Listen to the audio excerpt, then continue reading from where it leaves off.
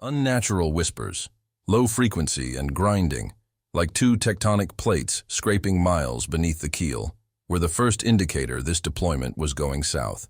It wasn't the rhythmic thump, thump, thump of the ship's engine, or the usual crackle of static. This was a sound that vibrated in your teeth, a deep, unsettling hum that defied the limitations of our hydrophones and seemed to travel right through the hull of the RV Trident. I'm Master Chief Petty Officer Kellen O'Connell, and in '96 I was the lead operator for a joint service detachment we called Deep Echo. We were technically under the flag of the Office of Naval Intelligence, ONI, but the real mission payload and operational secrecy felt like something ripped straight out of the Defense Advanced Research Projects Agency, DARPA. We were riding a repurposed rusty research trawler 400 miles east of Guam. The assignment had started straightforward enough, which is always the first lie they tell you. A Soviet-era listening buoy, a hydroacoustic array designated Kilo 7 by the Intel boys, had been sitting on the seabed at nearly 8,000 meters for decades. Decommissioned, presumed silent, until 2 weeks ago, when it suddenly started transmitting a continuous, complex data stream. The signal was clean, encrypted, and terrifyingly powerful. Our brief was simple. Go down, secure the device, acquire the data package, and get the hell out. Standard reconnaissance and retrieval, R&R, except for the depth and the sound. My team was lean and mean. 4 operators, 3 specialized for the hostile environment. I had Petty Officer First Class Elias Eli Garza, my comms and EOD, explosive ordnance disposal guy, whose hands were steady, whether he was disarming a pressure mine or repairing a fiber optic splice at depth. Then there was Chief Warrant Officer 3, Benjamin Benny Kalua, NEDU, the Navy Experimental Diving Unit. Benny was the best saturated diver the Navy had, but for this mission, he was our primary pilot for the Bathyscaphe Shadow, a purpose-built, single-operator deep submersible designed to hit the Hadal Zone. The final piece of our operational puzzle, and perhaps the most complex, was Dr. Anya Sharma. She wasn't military. She was an oceanographer from Scripps, a specialist in bioacoustics and deep-sea megafauna. She wore glasses, carried a clipboard like a weapon, and smelled faintly of brine and ozone. The brass insisted she accompany us. Anya was the one who first quantified the whispers. She was glued to the main acoustic array in the ship's control room, her face pale under the harsh red working lights. It was 3 days into our transit, the sea state glassy and dead calm. The calm before the deep sea storm. "Master Chief," she called, her voice tight but professional. "Can you come look at this presentation?" She gestured at a screen displaying a fast Fourier transform, FFT analysis, normally a landscape of random noise spikes. Now it showed a massive recurring energy spike centered around 17 Hz. That's infrasound, too low for the human ear to consciously process, but definitely in the whale-elephant range. I leaned in, feeling the low resonance of the sound humming in my chest cavity. "Is that the Kilo 7 signal?" I asked, rubbing the back of my neck. My combat experience told me that anything that caused internal vibration without an obvious external source was a threat. "No, Master Chief. Kilo 7 is a synthetic burst transmission, a signature I know well. This—" She paused, adjusting the gain on the spectrogram. "This is biological, massive, and it's not localized. It's moving. It follows us." I looked at her. Her analysis showed the source mass had to be immense to generate that much power at that frequency. Easily 20 to 30 times the acoustic power output of a blue whale, the largest creature known to science. My mind immediately went to the obvious conclusion the Navy had pre-briefed us on. An experimental Russian submarine we'd missed in the tracking models, maybe using an experimental low-frequency propulsion system. "It's a sub, Doctor. Some kind of deep-running, passive cancellation hull design. They're tracking us," I stated, keeping my voice level. "The last thing a special operator needs is to transmit anxiety to the analyst whose job is to keep her head cold." Anya turned from the screen, her eyes wide, but her voice stayed controlled.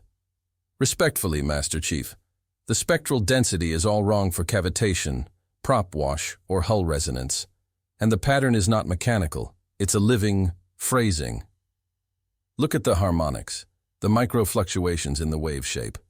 It's a call. A colossal one. She opened a parallel file, overlaying the 17 Hz signature with data she'd collected years ago from a deep-sea drilling project in the Celebes Sea. It was an archival recording of an unknown, intermittent sound event, known to researchers as the bloop. A sound so loud it had been recorded across the Pacific. The bloop's source location was never pinpointed, but the frequency profile matches this exactly. It was estimated to be generated by something significantly larger than any recorded animal on Earth, she explained, tapping the glowing screen. And there is a legend in the Balochian Melanesian cultures. Not a kraken or a leviathan, but something they call the serpent of the deep. A guardian of the abyssal zone, large enough to swallow the tide. I pushed the folklore aside. I dealt in kilograms of C4 and millimeters of trajectory, not myths. But I couldn't dismiss the data. The energy signature was real, and it was tracking us. Okay, Doctor. We run the risk assessment on the assumption of a hostile, deep-diving platform, either ours or theirs. Eli, start cycling the anti-acoustic bafflers and verify our depth charges are prepped for rapid deployment, just in case. Benny, run the Shadow through its pre-launch diagnostics. Full system check, pressure integrity on the primary seals. We go subsurface in 4 hours. The weight of the mission settled back onto my shoulders, heavier than the ambient pressure of the deep sea. I walked out of the control room and found Eli Garza on the main deck, securing the specialized heavy lift crane that would deploy the Shadow. The tropical night was already thick, humid, and starless. The air smelled of salt and diesel fuel. "Sitrep, Eli," I said, leaning against the cold railing. Sitrep, situation report, standard military jargon. Eli, a quiet guy from El Paso who handled stress by becoming even more meticulous, looked up. "Crane's checked, Master Chief. The umbilical for the Shadow is sound. But the water, it feels wrong." I looked over the side.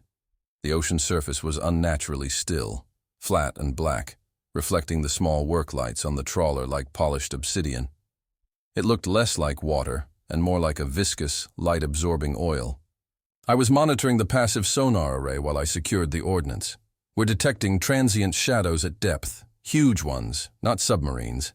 They move too fast, too erratically for controlled human navigation. Almost organic. Eli kept his voice low, his eyes fixed on the black surface. He was a professional, but I saw the strain in his posture. I didn't tell him about Anya's biological signature analysis. No point in spreading fear based on what could be, and probably was, a simple sensor malfunction induced by the extreme depth profile of the trench. My internal reflection, however, was churning. Our target, Kilo 7, was positioned in a natural hydroacoustic choke point, a geological convergence that amplified deep-sea sounds. Was the device picking up something natural and ancient, or something it was responsible for drawing? I checked my own kit. Everything was mission essential. My Mk-25 MOD-2 closed-circuit rebreather, the deep dive suit layered with synthetic thermal protection, my SIG P226 pistol, and the HK-G11 underwater rifle, loaded with specialized high-density supercavitating rounds. We were only using the deep dive equipment for emergency egress and surface recovery, as the bulk of the work would be done inside the Shadow. But in special operations, you prepare for the worst contingency, even one involving a forced, deep water exit at crush depth. "Benny," I called over the ship's internal comms. "How's the bird looking?" A crackle. Then Benny's thick, steady voice came through the speaker. "Shadow is green across the board, Master Chief. Primary hull integrity holding nominal pressure. Just running the telemetry check now. We'll be ready for launch in 30 mics. You want me in the seat before 0200? "Affirmative, Benny. We'll launch at 0200 hours sharp. I want this operation wrapped up before the sun crests the horizon. No daylight exposure." The longer we stayed over the trench, the more exposed we were, not just to the Iranian assets we were technically looking for, but to the crushing reality of the deep ocean. The thought brought a cold sense of dread that had nothing to do with the mission threat matrix. It was the vastness of the water the sheer, crushing pressure of 8,000 meters of Pacific Ocean, the weight of the world, quite literally. This mission felt like we were dipping our collective toes into something mankind was never meant to touch. I looked back at the ocean. The unnatural whisper from the control room seemed to have faded, replaced by an absolute, profound silence that felt more menacing than the sound. The only movement was the residual heave of the RV Trident on the calm surface. We were getting ready to descend into the black trench to retrieve a device that had woken up after 20 years of silence. But the data, the whisper, the primal fear creeping into Eli's eyes, it all screamed that we weren't just retrieving equipment. We were disturbing a grave, and something ancient and impossibly large was already Oscar Mike, on the move, tracking our approach. The professional veneer was cracking just a hair, letting a sliver of chilling, emotional dread filter in. This was the dark unknown, and we were about to go knocking. The operational briefing for the Deep Submersible Reconnaissance and Retrieval, R&R, wasn't held in a sterile, projection-filled classroom. It was squeezed into the cramped, metal-walled control room of the RV Trident, a space the size of a shipping container, smelling strongly of stale coffee, ozone from the humming electronics, and the lingering metallic scent of the deep ocean. The only windows were small, thick portholes that stared out into the oppressive blackness of the night. 4 men, Eli Garza, Benny Kaluwa, the analyst Dr. Sharma, and myself, were huddled around a small chart table, illuminated by a single focused light. I kept the briefing short, punchy, and centered on the mission objective and the explicit rules of engagement, ROE. We were hours from the final dive window, and every man needed the complete, unvarnished picture. All right, listen up. Deep Echo, I began, tracing a faint sonar map with my index finger. Our objective remains the same: infiltration and package acquisition, IPTA, of Kilo 7. Location: Challenger Deep Transition Zone. Current coordinates marked on your GPS unit overlays. Depth: 8,000 meters, give or take the tide. We are operating under the highest level of SIGINT ELINT priority, meaning that device and its data are more valuable than the 4 of us combined. SIGINT ELINT, I reminded myself, stands for Signals Intelligence and Electronic Intelligence, anything that tells us what our adversaries are thinking and building. I looked directly at Benny Kaluwa, who was mentally checking off systems, even while sitting. Benny was the key to this whole thing. Benny, you ride the bed shadow down. You'll be pressurized to internal 1 atmosphere, normal breathable air. That submersible is our FRB, forward operating base, down there, and the only damn thing keeping the trench from turning you into paste. You acquire the target, attach the magnetic toe clamps, and run the proprietary acquisition program. The device's data payload, that's the whole ball game. Confirmed, Master Chief, Benny replied, his voice calm, cutting through the low hum of the ship's generators. Shadow's hull integrity is nominal, thrusters and manipulators green. We're a clean ride down. I shifted my focus to Dr. Sharma. Doctor, your role is strictly advisory until the device is secured. Once it's aboard the Shadow, you will run the quick-read diagnostics on the Kilo 7 data package and determine if the transmission is complete. If not, you guide Benny on the protocol for manual data extraction. Any questions on that, Doctor? It was the professional dilemma in a nutshell. Her data was compelling, but it lacked a military counterpart. It was unconventional. The mission plan incorporates the possibility of an experimental enemy sub, Doctor, capable of immense acoustic output. Our rules of engagement remain defensive, then retaliatory. Any hostile contact is to be met with lethal force. If the contact is biological, the ROE still apply. We don't poke the bear, but we sure as hell don't let the bear eat our asset. Eli, who had been listening with his hand resting near his sidearm, spoke up. Ordnance loadout, Master Chief? Just the MK-46s for anti-sub, or are we spinning up the hull-mounted acoustic disruptors? The MK-46 torpedoes were our standard deterrent against conventional sub-threats.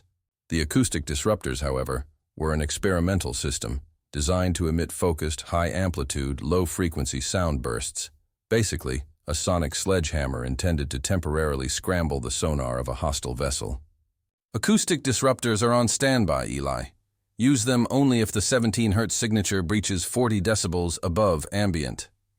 That thing is tracking us, and I don't want to provoke an unknown entity unless absolutely necessary. Priority is stealth and speed. We go in dark, do the job, and return to base before they even know we were there.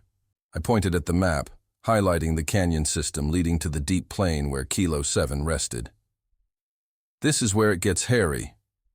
The trench topography creates a series of complex thermoclines and pressure waves.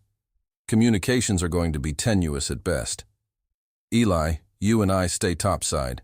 We run comms relay, monitor the tow line tension, and manage the tactical picture. Benny, once you're below 6,000 meters, we lose primary contact until you reach the target. Rely on the Shadow's internal systems, and God help you. There was no humor in that last statement. The pressure at that depth, nearly 12,000 pounds per square inch, was a mathematical certainty of death. The Shadow was rated for it, but the pressure was a constant, invisible enemy. Even a micron-sized crack in a seal meant instantaneous, brutal implosion. The mere thought made the air feel thin in my lungs. Final check on the mission parameters, I concluded. If the Shadow is compromised, or if the retrieval fails, we enact SOP Code 7.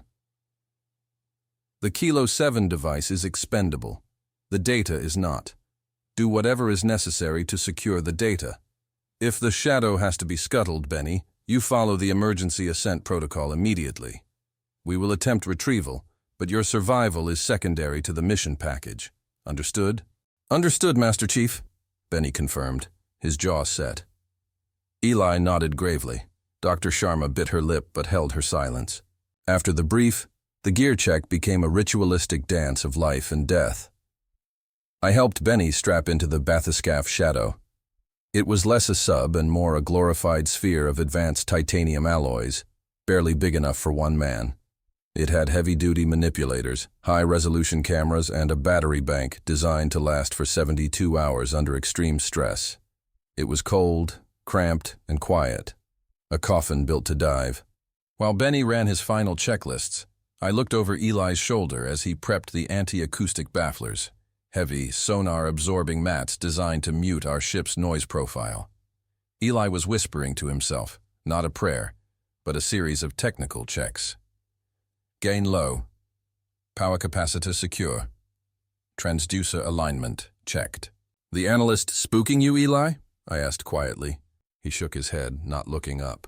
No, Master Chief. It's the data. I ran the harmonics on that 17 Hz signature myself. It's too complex to be simple ambient noise. It's structured, like a long-range sonar ping, but raw, primitive, and it's getting louder. It just spiked 5 decibels in the last 30 minutes. My reflection was interrupted by a low, guttural vibration that ran through the deck plating under our boots. It wasn't the ship's engine. It felt like a massive, slow-motion hammer blow had struck the water column miles away, sending a deep shudder through the entire Trident. The vibration lasted for maybe 2 seconds, and then silence. My reflection was interrupted by a low, guttural vibration that ran through the deck plating under our boots. It wasn't the ship's engine. It felt like a massive, slow-motion hammer blow had struck the water column miles away, sending a deep shudder through the entire Trident. The vibration lasted for maybe 2 seconds, and then silence. I immediately turned to the main acoustic display. Dr. Sharma was already there, her face pressed almost against the screen. Her clipboard dropped to the floor. The 17 Hz energy line had spiked off the chart, then vanished entirely. "What was that, Doctor?" I demanded, moving quickly. It was a collision. Not with us. The source of the signature just violently impacted something massive, or it just violently accelerated. The acoustic echo is showing a massive fluid displacement wave. It's moving away from us now, but it was just here.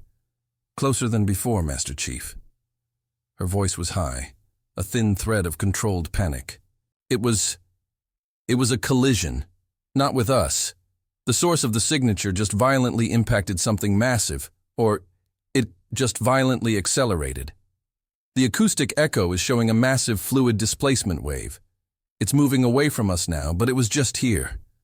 Closer than before, Master Chief. Her voice was high, a thin thread of controlled panic. Moving away is good, I stated, injecting confidence into the room. It hurt us, and it bugged out. Probably just a pod of giant squid or some deep-sea anomaly. Benny, status update. We are on a hot clock. Launch in 2 mics, get in the seat and seal the hatch. I looked at the black ocean one last time. The air was heavy, the humidity thick, and a fine, cold spray coated the railing.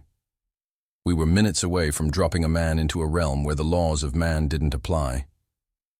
I felt the familiar, cold pressure of professional control asserting itself, pushing the fear aside. It wasn't a shark, a whale, or a sub. It was an anomaly. And anomalies must be neutralized. Benny's voice crackled from the Shadow's internal speaker, now externalized for comms check. Hatch sealed. Internal pressure check complete. Giving you the thumbs up, Master Chief. Shadow is ready to roll. Roger that, Benny. Eli, prep the crane. Start lowering the chopper Shadow. Once the water is up to the sphere, run a final visual check on the manipulator seals. I want 0 contamination on those seals. We go Oscar Mike in 60 seconds. As the crane began to hiss, slowly raising the heavy, black titanium sphere of the Shadow off the deck, a new noise started. A slow, rhythmic, almost subterranean thrumming, far deeper and more resonant than the ship's engines. It wasn't the 17 hertz whisper. This was lower, almost subsonic, a physical beat that made the small control room vibrate like a drum. Eli's face, illuminated by the harsh deck lights, was etched with pure, undiluted concern. Master Chief, that's not us. That sound, it feels like it's coming from the bottom of the hull. I grabbed the nearest comms headset, flipping the switch to the emergency channel. Benny, abort sequence. Hold position. We have an unconfirmed contact bottom side. Eli, bring the Shadow back up. Now. But it was too late. The Shadow was already dangling over the black abyss, its thrusters momentarily inert. The second low-frequency tremor hit the trident. It was a sickening grinding sound this time, like concrete tearing. The lights flickered, plunged into darkness, and then snapped back on, revealing a jagged, 3-foot-long tear in the main deck railing near the stern. Something had scraped the ship, something enormous, moving with frightening speed and power. The scraping had also cut the tow line for the Shadow clean through. Benny Kaluuya's submersible, our only viable path to the Kilo 7 device, and our only true deep-sea asset, was no longer dangling. It was gone, dropped silently and swiftly into the black abyss, already plummeting into the crushing darkness of the Mariana Trench. The loss of the Yao, Shadow, was not a gradual, terrifying process. It was an instantaneous, sickening failure. One moment, the heavy submersible, our primary asset and Benny Kaluuya's pressurized cocoon, was suspended inches above the waterline. The next, the tow cable, a thick composite line rated for 15 tons, snapped with a sound like a rifle shot, amplified inside the steel hull of the Trident. It wasn't the cable that broke, it was sheared, sliced clean by whatever had scraped the Trident's stern, leaving behind a raw, clean, terrifying cut. The small, black sphere of the Shadow hit the water, displacing a heavy sheet of spray that briefly misted the deck, and then vanished. 8,000 meters of black water swallowed our pilot and our primary means of deep-sea navigation in less than a heartbeat. Benny! Benny! Can you hear me?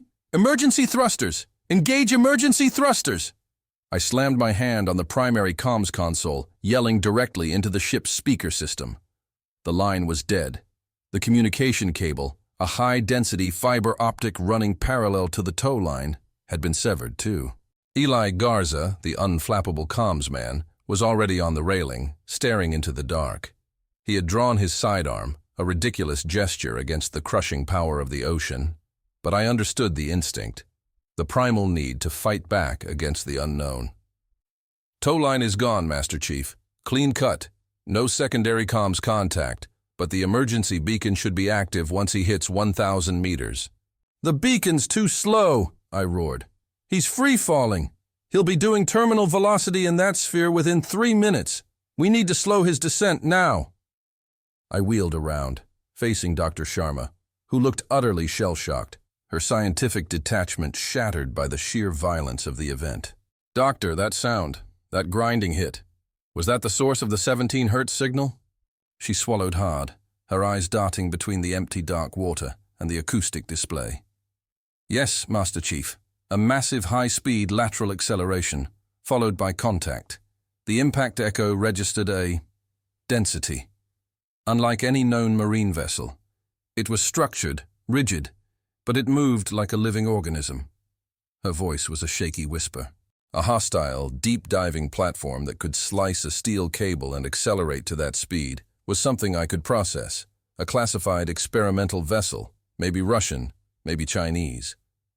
But a biological entity capable of that sheer kinetic energy? That violated every law of physics and warfare I had been trained to obey. The professional military lens I used to view the world felt warped, cracked. Eli, get the high-frequency search sonar active. Focus on the vertical column directly beneath us. Give me a constant depth reading on the shadow. Dr. Sharma, forget the hydroacoustics.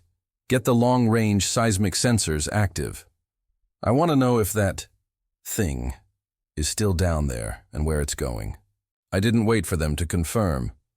My mind was already in contingency mode. Benny Kalua was trapped, plunging toward crush depth.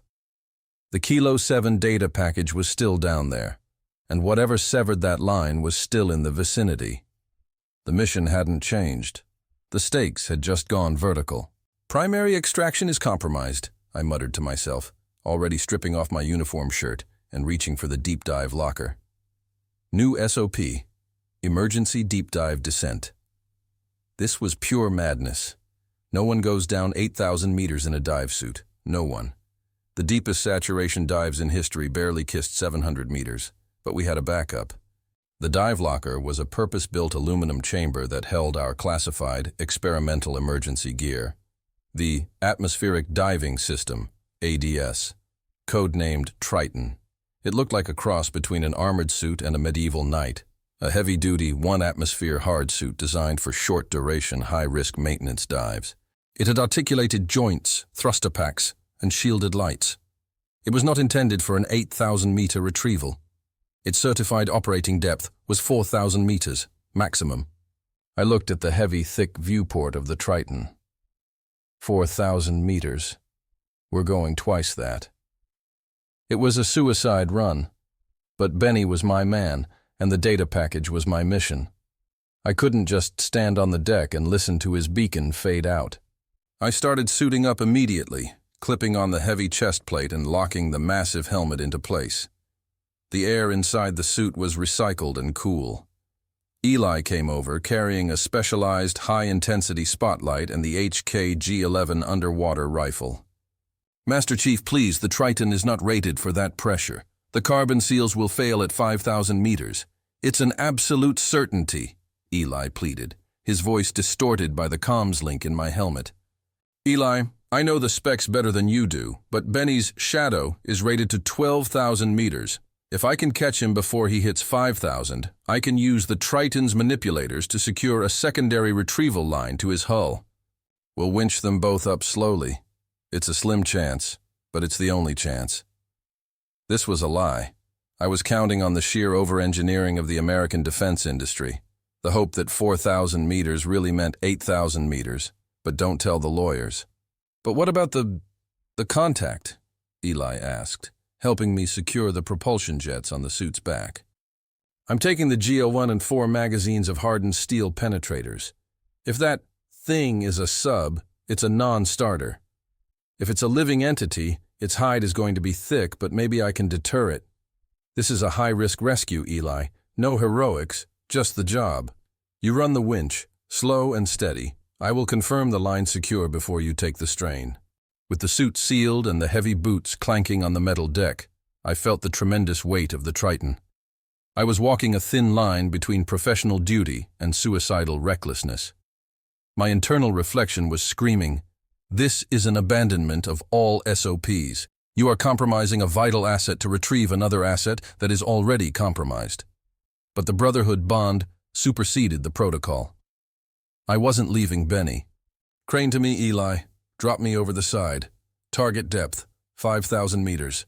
If I don't respond by the time I hit 5,500 meters, you cut the main umbilical and initiate SOP code 7 as for the Trident. You and the Dr. RTB immediately. Understood?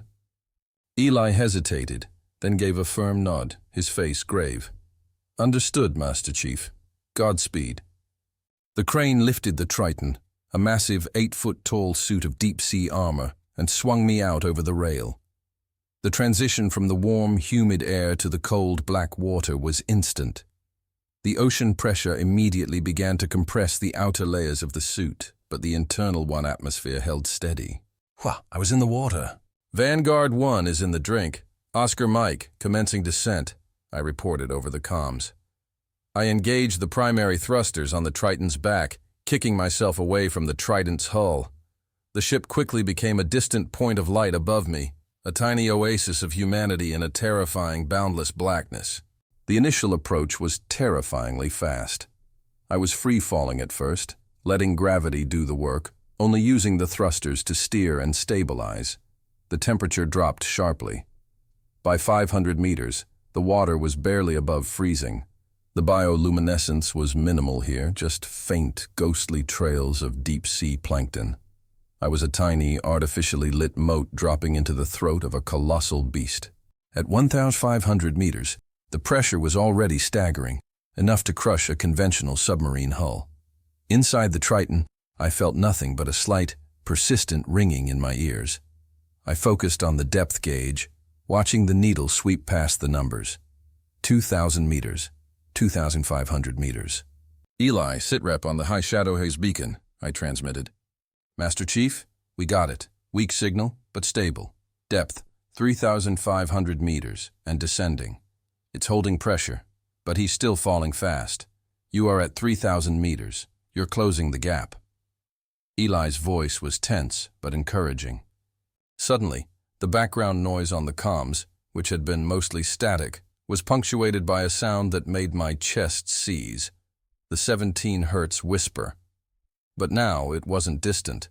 It was localized, loud, and moving. Eli, confirm acoustic contact. The signature is back, I said, slowing my descent and engaging the high-powered running lights on the Triton. Confirmed, Master Chief.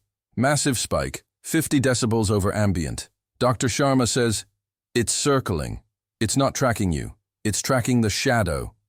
Eli reported, his professionalism strained. It's hunting.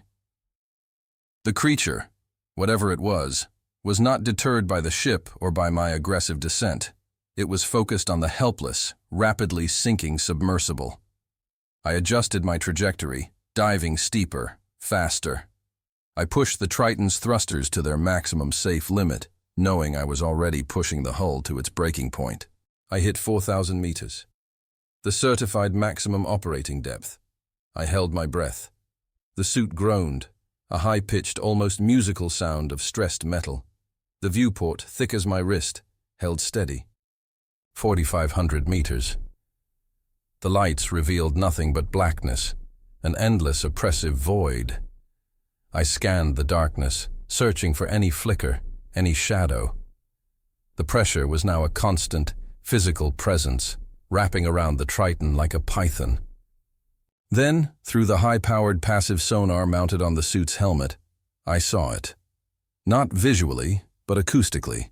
A massive, rapidly approaching echo signature.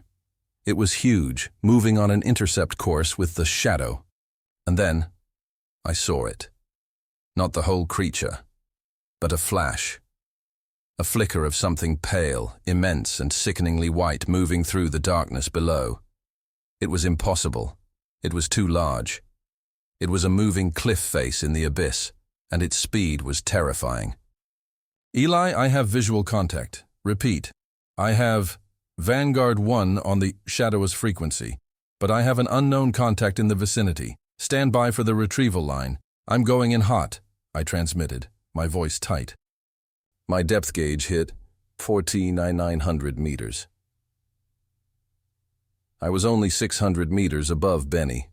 In the next moment, the running lights of the shadow flickered into view below me, a tiny, fragile point of orange light in the terrifying blackness. But the submersible wasn't alone.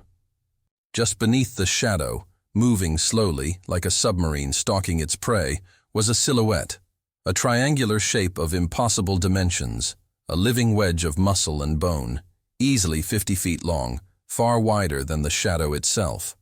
It was no squid. It was no whale.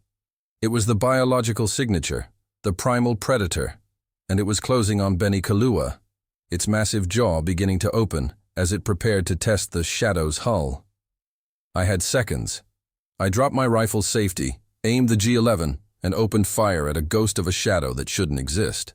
The deafening crack of the supercavitating rounds was a muted pop in the dense water, but the rounds flew true, streaking toward the colossal, pale shape, a tiny, desperate gesture of defiance in the face of the abyss. The HK G11 underwater rifle, designed to fire tungsten-cored, supercavitating rounds at high velocity, was meant to punch holes in lightly armored submersibles or thick-skinned marine mammals near the surface. At 5,000 meters, firing into the crushing density of the Mariana Trench water column, the effect was drastically diminished. The shots left streaks of white cavitation bubbles, tiny flashes of defiance that traveled maybe 20 feet before slowing to nothing. But they hit. The pale, impossibly large triangle, the head of the colossal creature, reared back slightly in the water column as the high-velocity rounds glanced off its hide. I heard a muffled, almost metallic thud-thud-thud transmitted through the water in the Triton's hull. The creature, whatever it was, paused its hunt for the bad shadow. The effect of my sudden intervention was twofold. It saved Benny Kalua for a fraction of a second, and it shifted the creature's focus, drawing its enormous, predatory attention directly onto the bright, buzzing, 8-foot-tall metal suit that had dared to interfere with its meal. I was now at 5,050 meters. The Triton groaned continuously under the pressure. Warning lights flashed yellow on my internal diagnostics screen, indicating high stress on the arm joint seals. I ignored them. I engaged the maneuvering thrusters again, aiming the Triton's armored chest directly at the massive silhouette below the shadow. "Eli, I've engaged the target. Target is biological. Repeat, biological. It is massive. I need the retrieval line paid out now. Target acquisition on the shadow's hull is secondary to immediate retrieval," I yelled into the comms. "Paying out the line, Master Chief. Stand by for magnetic lock." Eli's voice was strained but professional. I could hear the grinding whine of the heavy winch system starting up topside, 5,000 meters above. The creature moved with a terrifying combination of bulk and stealth. 1 second it was a silhouette. The next, it was closer, its immense structure illuminated briefly by the shadow's running lights. It was a shark. Not a shark as we know them, but a prehistoric echo. The snout was blunt. The eyes, if they were eyes, were dark, vacant pits that seemed to absorb the light. Its hide was mottled pale gray, almost white from the abyssal darkness, and its massive pectoral fins stabilized it in the current. I fired another burst from the G11, aiming for the gills or the massive, powerful jaw. The rounds simply created angry, localized bursts of cavitation foam against its flesh, drawing an almost audible, guttural acoustic resonance that slammed into the Triton's hull like a muffled depth charge. The acoustic signature from the creature was deafening in my helmet comms. It wasn't the rhythmic 17 Hz hum anymore. It was a high-amplitude, erratic pulse, biological warfare. Dr. Sharma's warning flashed in my mind. A colossal call. This wasn't a call. It was a roar. The Triton's internal systems went into alarm overload. The sonar display dissolved into noise. I was momentarily blind and deaf, relying only on the beam of my high-powered running lights slicing through the blackness. In that instant, the massive creature struck. It didn't bite the shadow. It attacked the object that had dared to fire on it. The side of the Triton was hit by the creature's immense, rigid tail, moving with the force of a wrecking ball. The collision was devastating. I felt the impact as a blinding, sharp pain that rattled every joint in the suit and threw me violently against the back of the Triton's titanium shell.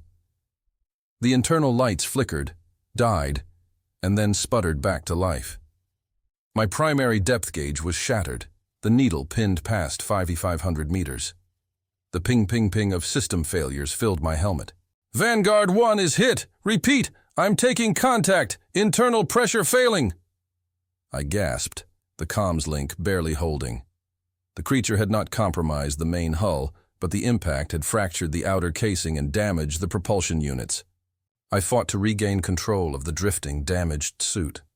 I was spinning slowly, the black abyss rotating around me. I tried the main thrusters. Only the forward and starboard thrusters responded, but weakly. The port side thruster was dead. Through the fractured view of my helmet, I saw the creature again. It was circling back, slow and deliberate, a massive shadow against the deeper black. It wasn't hunting. It was asserting dominance. It was ensuring the small, noisy annoyance was disabled before returning to its original prey. I looked desperately for the shadow. It was still there, about 20 meters below me, caught in the residual current from the creature's tail strike, but now beginning to drift dangerously close to the trench wall. "Eli, I'm damaged. Port thruster dead. Get the line to me now, before it circles back." I fought the spinning, using the remaining starboard thruster to force the Triton to drift toward the shadow. "Line is on approach, Master Chief. Estimated time to contact with your position, 20 seconds. Stay sharp," Eli warned. I activated the Triton's secondary manipulator arm, a specialized three-clawed grapple, and reached out, trying to stabilize against the shadow's hull. The sheer size of the massive submersible felt fragile under the Triton's titanium claw. I made contact. Clank. I used the grip to arrest my spin, holding the Triton steady against Benny's hull. I looked through the shadow's thick optical port. Inside, I could see Benny Kahlua, helmet off, his face pale but resolute. He gave me a single slow thumbs up, confirming he was holding pressure, but acknowledging the gravity of the situation. "Benny, I'm securing the line. Stand by for heavy winch tension. We are coming up, slow and steady." I transmitted to his internal comms system, hoping the local relay still worked. I had only seconds. I reached with the Triton's primary arm, a massive magnetic clamp designed for heavy undersea salvage, and slapped it onto the thickest part of the Shadow's hull, the primary sphere-to-thruster mounting point. The magnetic lock engaged with a satisfying deep thwump. "Line secured. Eli, pull. Start with 5 feet per minute, then increase only if the tension holds," I commanded. The deep water current immediately fought the rising force. The massive shape of the creature, having circled once, was now back on an intercept course. The pale, vacant eyes seemed to stare directly into the light beam of the Triton.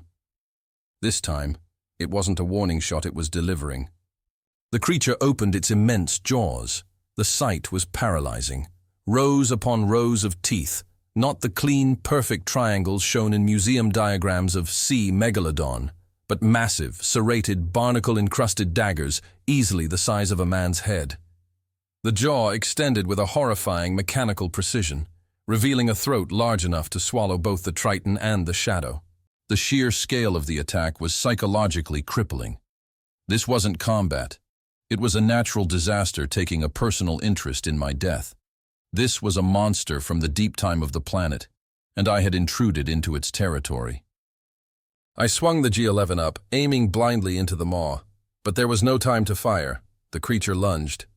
The winch screamed topside. The retrieval line snapped taut, pulling the Howe Shadow high and the attached Triton violently upward. The creature's gaping maw slammed shut, where the Shadow's stern had been only a moment before. We were moving, but the creature was faster. I felt a tremendous ripping force as the creature's teeth found purchase, not on the Shadow, but on the heavy, armored hull of the Triton itself. The primary manipulator arm, the one holding the magnetic lock onto the Shadow, buckled instantly under the pressure of the bite. The entire deep-sea suit pitched violently. The viewport groaned, and a hair-thin crack spiderwebbed across the edge of the titanium glass.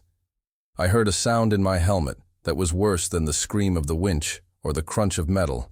It was the sound of the pressure seal failing. A cold, high-pitched hiss, and a thin, icy stream of water began to spray inside the Triton's helmet, right near my face. We were rising, pulled by the desperate winch 5,000 meters above, but the beast had hold of us, clamping down on the Triton with the force of 1,000 tons. My depth gauge, though broken, was ticking backward. We were gaining depth, but we were locked in combat with a legend. "We have increasing tension. Master Chief, the line is redlining. What is happening down there?" Eli's voice was sharp with terror. "It has me. It's still on the suit. Pull faster. Break the connection. Do not slow down, Eli, or we are both going to the bottom," I yelled, the cold water spraying my face now, the air rapidly growing colder and thinner inside the compromised hull. The creature thrashed, tearing at the Triton. The suit was designed to withstand pressure, not predation. I could feel the metallic shriek of the outer plates bending. I was seconds away from catastrophic hull failure. The world inside the Triton suit had dissolved into pure, raw sensory overload. The metallic shriek of stressed titanium, a sound usually impossible in the dense, deep water, was now a constant, high-pitched violation in my helmet. The pressure seal around the primary viewport was compromised, and the icy, crushing water of the abyssal zone sprayed in a thin, cold stream directly onto my face. The bite was relentless. The creature wasn't just holding on, it was attempting to tear the suit apart, using its massive head and body to generate torque against the upward pull of the winch. Every powerful twitch of its colossal bulk was translated into a violent, rattling jolt inside the Triton, threatening to snap my spine. We were being pulled up at an irresponsible, breakneck speed, but we were still effectively clamped in the jaws of a predator that shouldn't exist. "Master Chief, tension is critical. We're pulling at 25 feet per minute. We're going to snap the line." Eli's voice was distorted by the static, laced with professional dread. 25 feet per minute was an insane ascent rate for a deep-sea recovery, threatening internal bends in Benny if he was suddenly exposed. But it was our only hope of survival. "Don't stop, Eli. Keep pulling. It's still on me. I need a countermeasure. Now!" I roared, fighting the impulse to panic as the pressure differential began to affect my breathing. The air inside the suit was cooling rapidly due to the ingress of deep sea water. I had two viable options for immediate separation, both catastrophic. Option 1. Use the thermal torch built into the Triton's utility arm to burn the creature's jaw. The creature's hide was too thick, and the water would bleed the heat too quickly. Option 2. The emergency EOD charge, a small, highly specialized, shaped charge designed to blow a lock or hull plate during sabotage. The ethical dilemma was immediate and sharp. Use an explosive charge against a massive, possibly unique biological entity. My mission was intelligence retrieval and preservation of assets, not marine biology. But my immediate imperative was survival. The survival of myself, the retrieval line, the shadow, and Benny Kahlua. I reached across my chest plate with the remaining, functional manipulator arm, feeling for the small, waterproof casing that held the EOD charge.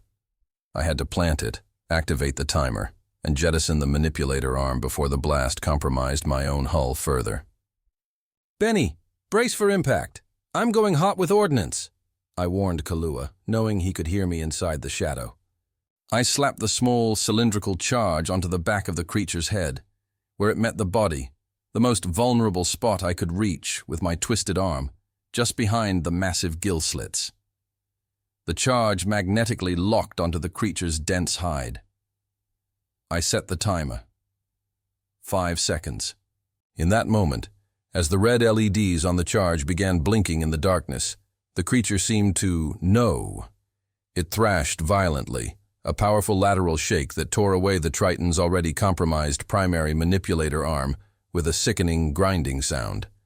The suit was critically damaged now.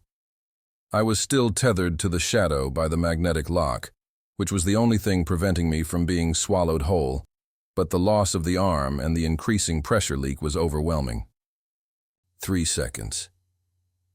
I wrestled against the pressure and the creature's immense force, using the remaining thrusters to pull myself as close to the shadow's protected primary sphere as possible.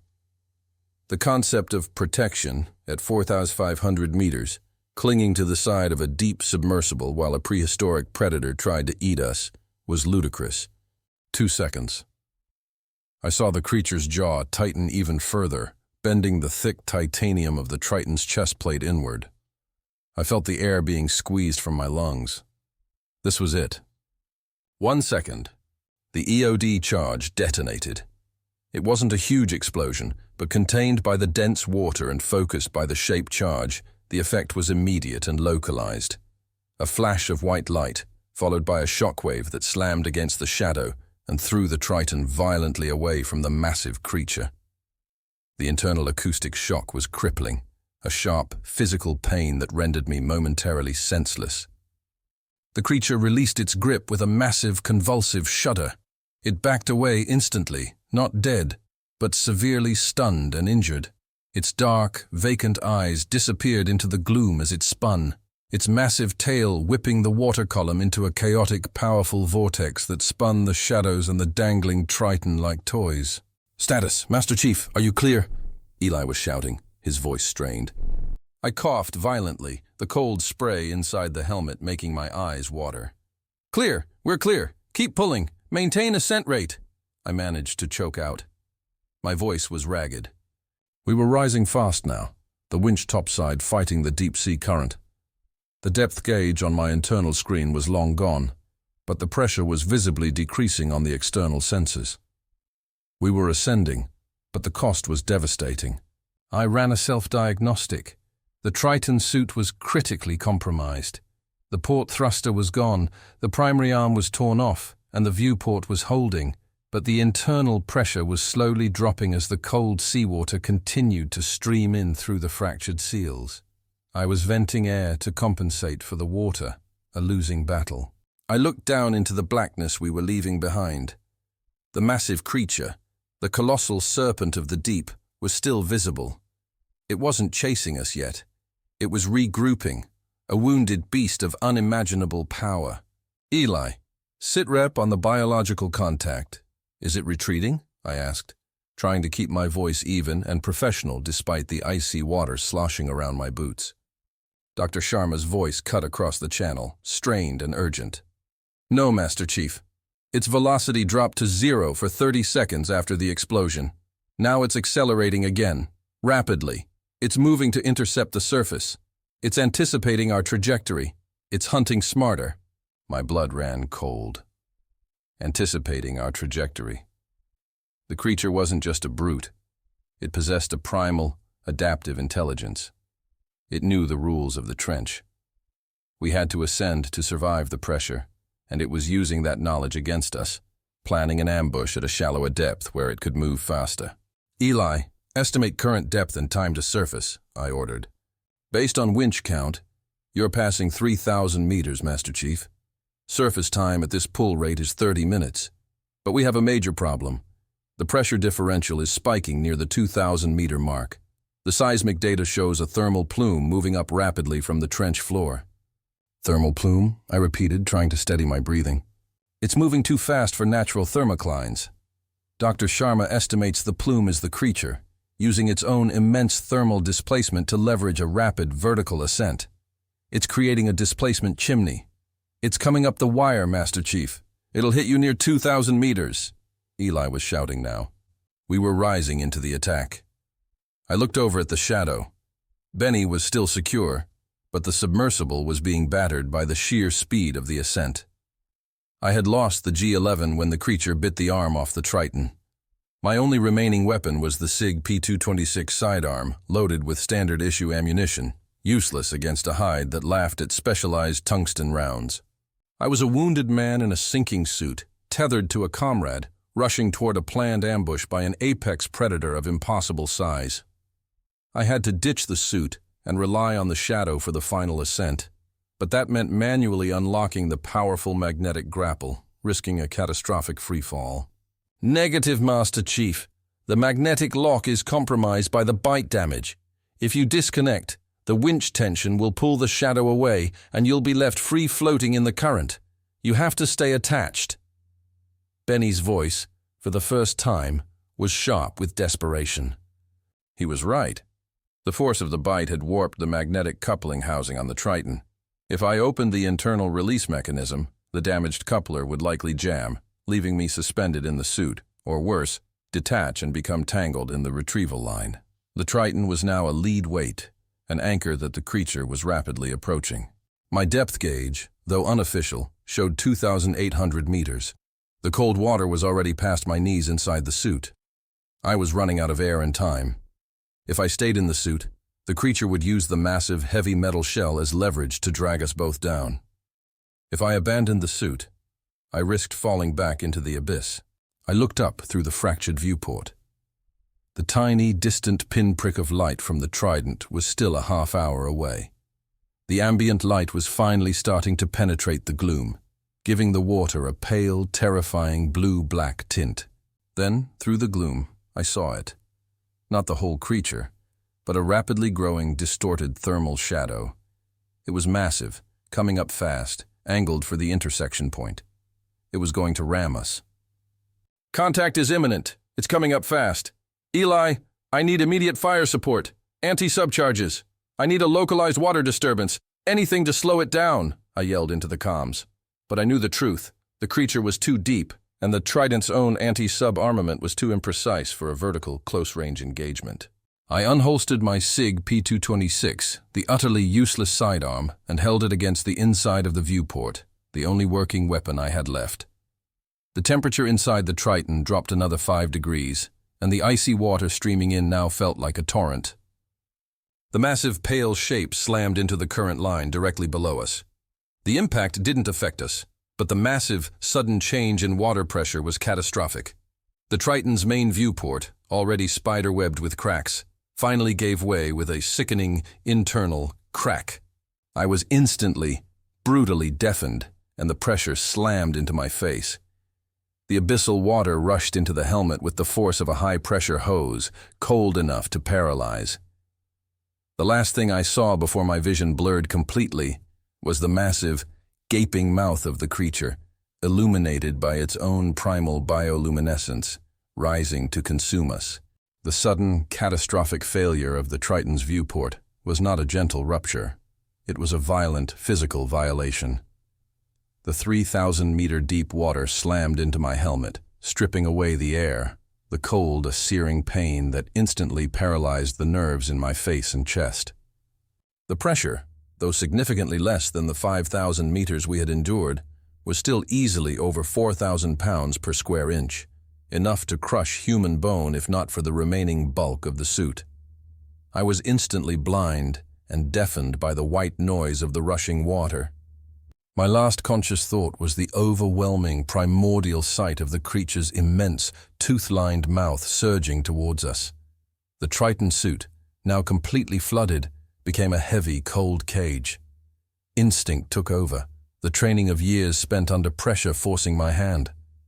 I squeezed the trigger on the SIG P226, firing the remaining rounds not at the creature, which was impossible to see clearly, but wildly into the torrent of water rushing through the shattered viewport, a final, futile gesture of aggression.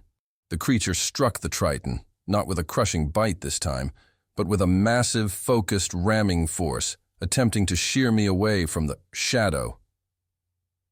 The kinetic energy was tremendous. The remaining hull of the Triton screamed in protest, and the entire structure spun violently around the point of connection, the damaged magnetic lock still miraculously clinging to the Shadow's hull. Inside the submersible, Benny Kalua was fighting for my life. The impact, which threw me into unconsciousness, had also momentarily overloaded the Shadow's critical systems. Benny, seeing the catastrophic failure of the Triton's viewport on his external cameras, knew I was gone if he didn't act immediately. "Eli, I'm initiating the Shadow's internal explosive separation bolts. I'm jettisoning the external debris. The Triton. Kellen is dragging us both down. I need maximum winch pull on the line, now." Benny's voice was relayed over the static-filled comms to Eli topside, his breathing ragged but his command clear. Topside, Eli Garza and Dr. Sharma were operating in pure, terrified desperation. The acoustic signature of the creature was now so immense that the hull of the RV Trident was vibrating, shaking the ship to its core. The sound was no longer a whisper. It was a bone-deep, territorial bellow transmitted directly through the water. "Benny, negative on the separation. If you sever the connection, you'll lose the secondary line too. You'll be free-falling again," Eli argued, his hands sweating on the heavy winch controls. The red line alarm was screaming, indicating the winch cable was dangerously close to snapping. "The creature is using the Triton as an anchor, Eli.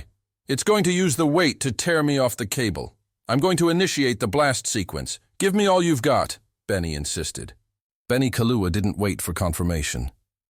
He was deep-sea Navy. He understood the pressure calculus. The Mud Shadows had 3 small, powerful explosive bolts designed for emergency hull separation from entangled objects. He slammed the sequence keys. Crack! Crack! Crack!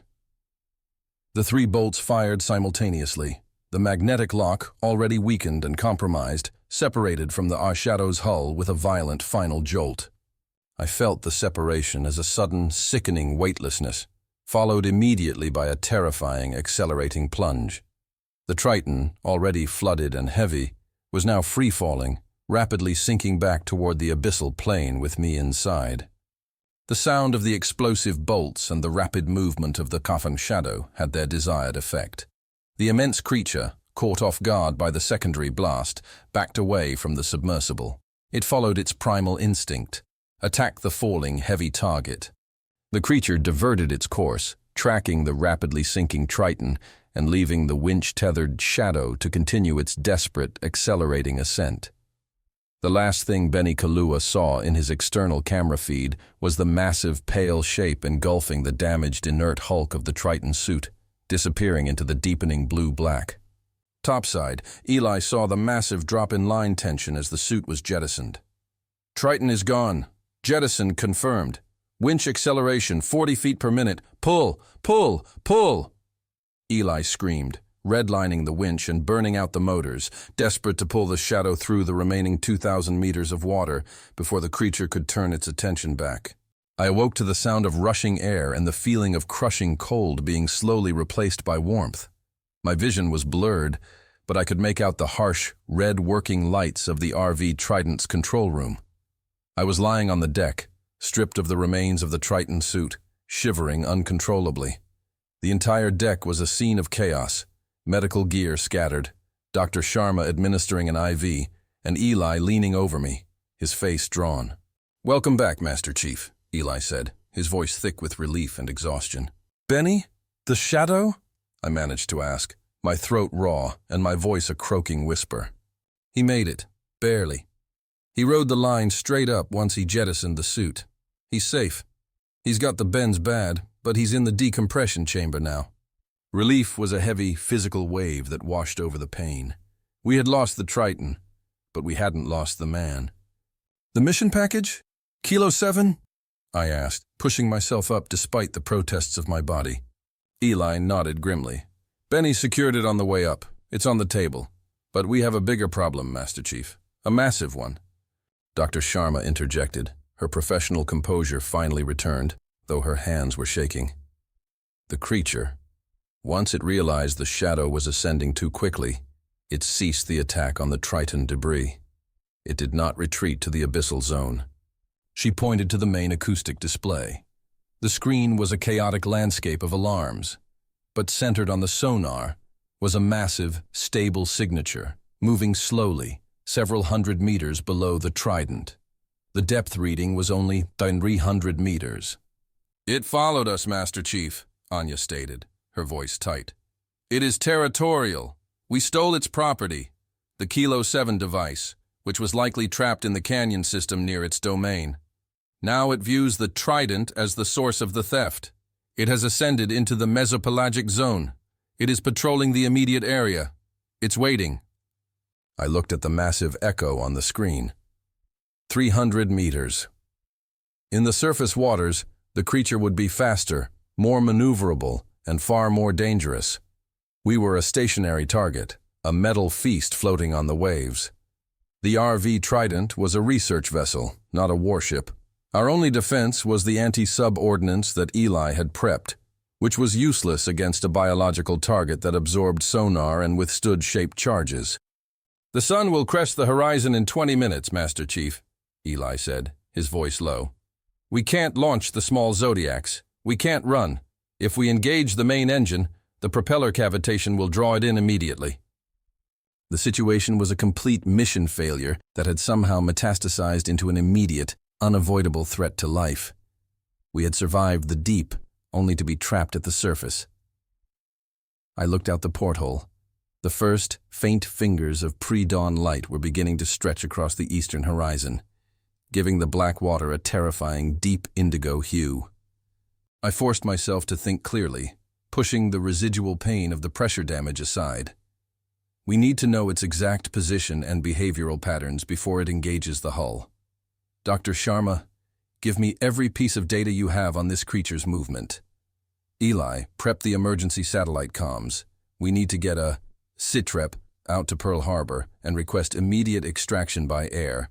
We need a heavy-lift helicopter capable of vertical ascent, and we need it now. It will take at least 6 hours for a heavy bird to reach this grid, Master Chief. We don't have 6 hours, Eli countered, looking out at the ominous, silent water. I knew he was right. We were floating bait. I looked down at the retrieved device. Kilo 7, a bulky, barnacle-encrusted metal cylinder, sitting innocently on the table. The thing that had drawn the creature up from the abyss. Dr. Sharma rushed back to the console, her fingers flying across the input keys. Master Chief, the seismic array is picking up something new. It's not the creature. It's a distant, rhythmic pulse. High frequency, mechanical. A boat? A sub? I demanded, suddenly alert. No, Eli said, squinting at the screen, his expertise kicking in. It's too regular for a surface vessel. Too controlled for a sub. It's a low-altitude aircraft. Rotor blades. Very heavy lift. Relief warred with suspicion. We hadn't transmitted our SITREP yet. No one knew our immediate peril. This couldn't be our rescue. It's not American. The signature is all wrong for a MH-60 or CH-53, Eli muttered, adjusting the frequency. The blade count is different. It's heavy, slow, and close. Then, the rhythmic thump, thump, thump of heavy rotor blades, a sound I had come to associate with immediate salvation, began to bleed through the hull, louder and closer than any conventional aircraft should be. The sound was immediately followed by a massive, violent shockwave transmitted through the water. The creature had reacted instantly to the new noise. The giant echo on the sonar screen, previously motionless, lunged upwards with blinding speed. "It's attacking the surface!" Dr. Sharma screamed. A massive, impossible shape, the colossal head of the predator, breached the surface 20 yards off the starboard bow of the Trident. It was an explosive, terrifying sight. Its scale was grotesque, its eyes reflecting the faint pre-dawn light with a primal, vacant hunger. It had heard the new noise, and it was identifying the threat. The creature's dorsal fin, jagged and massive, sliced through the surface, aimed directly at the approaching aircraft. We were caught between a massive, underwater predator and an unidentified, possibly hostile aerial target. "We have visual on the aircraft, Master Chief," Eli yelled, pointing frantically out the shattered control room porthole. The helicopter was a massive twin-rotor behemoth, dark gray, low to the water and closing fast. It wasn't American. It was a heavy lift type I had only seen in classified technical manuals. Soviet era, almost certainly Iranian or a client state, attempting a snatch and grab of Kilo 7. We had the target, but they had the tactical advantage and air superiority. The creature lunged one last time, an impossible, majestic leap from the water, jaws wide, aiming for the belly of the helicopter. The pilot of the heavy-lift bird saw the threat. A burst of gunfire, not warning shots, but high-caliber, sustained machine gun fire erupted from the belly of the helicopter, raking the creature's immense head. The water turned instantly red, an explosion of blood and spray. The creature crashed back into the ocean with a sound like a small tsunami. The helicopter, damaged but flying, banked sharply and was now flying a direct, aggressive course toward the helpless RV Trident. The colossal creature's impact into the ocean following the helicopter's brutal fire ripped through the water column, sending a small, localized wave washing over the deck of the RV Trident. The ship, already compromised by the stress of the deep-sea recovery and the creature's previous attack, listed violently. We were in a state of utter tactical collapse, stranded, wounded, and now staring down an aggressive, unidentified heavy-lift helicopter, almost certainly Iranian, executing a snatch and grab. "Eli, that chopper is hostile! Get to the aft deck! Retrieve the M240! I need suppression fire, now!" I yelled, pushing myself to my feet. The remnants of the freezing deep-sea water sloshing out of the shattered Triton suit made the steel deck slick under my boots. "They're too low and too fast, Master Chief. That thing is armed with heavy cannon. We can't get the tripod mounted in time." Eli scrambled for the control room exit, his eyes fixed on the looming shadow of the helicopter. A side door slid open, and two figures in dark fatigues leaned out, armed with AK-47s, targeting the comms array and the specialized winch equipment. The sound of automatic fire erupted, short, controlled bursts that shredded the ship's radar dome and disabled the critical winch mechanism, our only connection to Benny in the decompression chamber. "They're prioritizing the data link and extraction assets. They want the Kilo 7 data package intact." Dr. Sharma screamed over the roar of the engines. She frantically began to unplug the data cables from the Kilo 7 device, attempting to enact a fail-safe data wipe. "Negative, Doctor! Don't wipe the data! The package is the mission!" I shouted, grabbing my backup sidearm, a well-maintained M9 pistol, from the desk drawer. The M9 was a weak weapon against a heavily armed helicopter, but I had to buy Eli time. I dashed out of the control room and onto the catwalk, bracing myself against the intense rotor wash. I aimed not at the heavily armored crew cabin, but at the exposed gunners in the side door. 3 rounds, short burst, center mass. The 9mm rounds were a distraction at best. The helicopter's gunner returned fire instantly, ripping a line of tracers directly toward my position. The rounds slammed into the bulkhead behind me, throwing up a shower of sparks and metal shrapnel. I pulled back, the heat of the spent brass casings stinging my arms. In the momentary lull, Eli appeared on the aft deck, his movements practiced and urgent. He hadn't bothered with the tripod. He had shouldered the massive M240 machine gun, bracing the barrel on the damaged railing. The machine gun, spitting 7.62mm rounds, opened up with a massive, deafening roar, raking the undercarriage of the helicopter. The Mi-10 recoiled slightly, its massive airframe absorbing the rounds, but the sustained fire had an effect. The gunner in the side door fell back, his weapon clattering onto the deck. The helicopter began to list slightly, its altitude management affected. I used the opportunity. I ran back into the control room and grabbed the Kilo 7 device. It was cold, metallic, and surprisingly heavy, the tangible link between Cold War espionage and the ancient threat below. "We need to get off this deck, Eli. They'll send a snatch team now. We go below, secure the package, and wait for the extraction we called in, 6 hours or not," I shouted into the comms. Just as Eli broke his fire, the ocean exploded again. Not the localized fire of the helicopter, but a massive, powerful surge directly beneath the Trident. The ship lurched sideways, violently, accompanied by a hideous metallic grinding sound, the sound of the creature tearing into the Trident's rudder and propellers. The massive, pale shape of the Megalodon, wounded and enraged by the helicopter fire, had resurfaced. It wasn't hunting us anymore. It was destroying the vessel that housed the device it sought. "Master Chief, the ship is dead in the water. Rudder is gone. We're sinking," Eli screamed over the M240's residual ringing. The helicopter, sensing the ship's sudden incapacitation, descended again, dropping grappling lines and a 4-man snatch team onto the foredeck. They were armed, aggressive, and completely unaware of the threat swimming just below the surface. I looked at Dr. Sharma. "Get to the auxiliary engine room. Secure the decompression chamber door. Benny is our priority now. I will try to buy you time." I raced down the main companionway, Kilo 7 clutched to my chest. The ship was listing badly, and the interior smelled of burning electrical wire and salt water. I reached the lower deck, where the ladder led down to the machine shop and the oxygen room. The snatch team was already inside, moving with trained, deliberate speed. 3 men.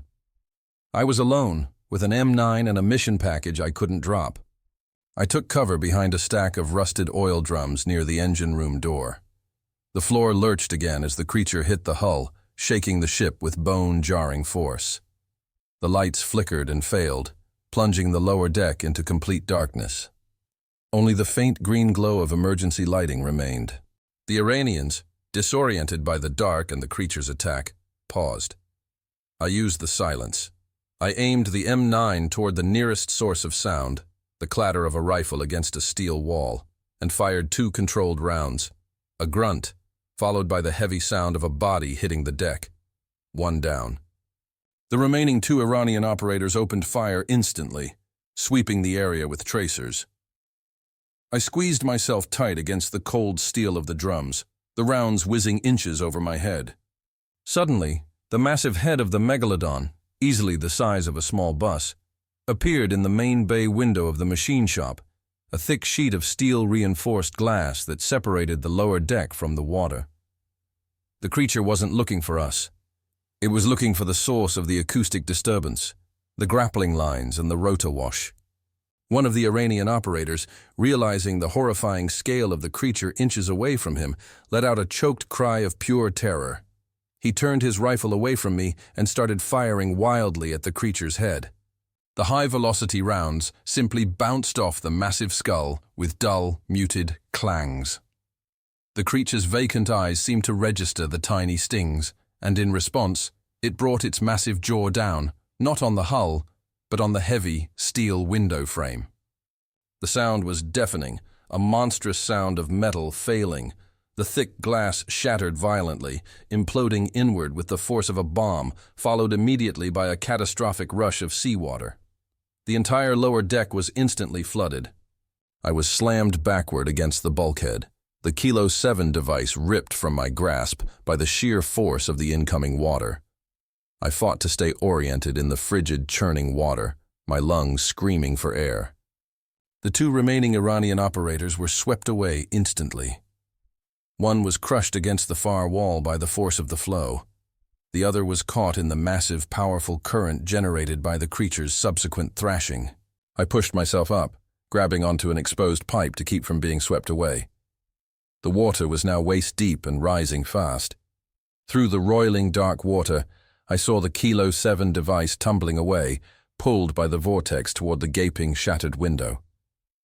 And right there, emerging from the dark, swirling current, was the creature's enormous head again, its focus no longer on the ship, the helicopter, or the men, but on the metal cylinder, the source of the signal, its property. I had seconds. If the creature got the Kilo 7 device, the mission was a total loss, and the intelligence community would have no proof of either the device's capabilities or the existence of the predator. I dove into the freezing water, swimming against the violent current toward the device. My injured body protested, but the mission override was absolute. I grabbed the device just as the current threatened to drag it out the window. But as I held the device, I felt a heavy, cold presence directly behind me. I turned my head slowly, my heart pounding against my ribs. The colossal mouth was less than 5 feet away, illuminated by the faint, diffused light from the surface. The creature wasn't attacking, it was waiting. Its massive, dead eyes looked not at me, but at the device in my hands. It recognized it. It wanted it back. I looked down at the Kilo 7 device, then back at the impossible ancient monster. I was trapped, chest deep in frigid water, clinging to a sinking ship, holding the bait, with the creature blocking the only way out. Suddenly, the rhythmic thump, thump, thump of the Mi-10 helicopter returned, closer now, its attention drawn by the sudden rush of water and the creature's presence. The helicopter was preparing to drop a secondary line, not for us, but for the Kilo 7 device. I didn't drop it. I held the device tight, looking into the endless, primordial depth of the creature's eye. The Iranian helicopter was right above us, and the lines were dropping. The creature below me shifted, preparing to lunge for the easy surface target. I made my decision. I gripped the Kilo 7 device in one hand, pulled the M9 pistol with the other, and aimed not at the creature, but at the helicopter line dangling above. I was going to turn this fight into a three-way entanglement in the hopes that only the Americans survived. The massive, pale triangle of the Megalodon's head shifted one last time, its immense jaw opening slowly in the dark water. The Iranian grappling hook landed with a splash inches from my head. The helicopter was closing, the ship was sinking. I was locked in a staring match with an ancient god of the sea, holding the prize, waiting for the final violent climax, knowing that the extraction wasn't going to be a clean ride home. It was going to be a bloodbath. If this deep dive into the blackest reaches of the sea and the edge of sanity had you on the edge of your seat, let me know your thoughts on this encounter in the comments below. Did Master Chief O'Connell make the right call with the EOD charge? And what do you think he plans to do with that M9 now? Don't forget to subscribe for more first-hand accounts from the front lines, where the enemy is often far stranger than fiction.